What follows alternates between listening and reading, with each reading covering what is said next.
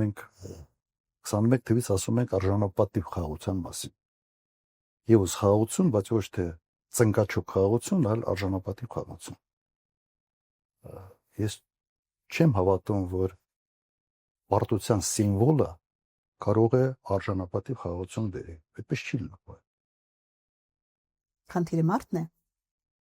Խնդիրը մարդն է, որը խորհրդանիշ է պարտության։ Խնդիրը մարդն է, որը արդեն այսպես աչքը վախած ամեն ինչից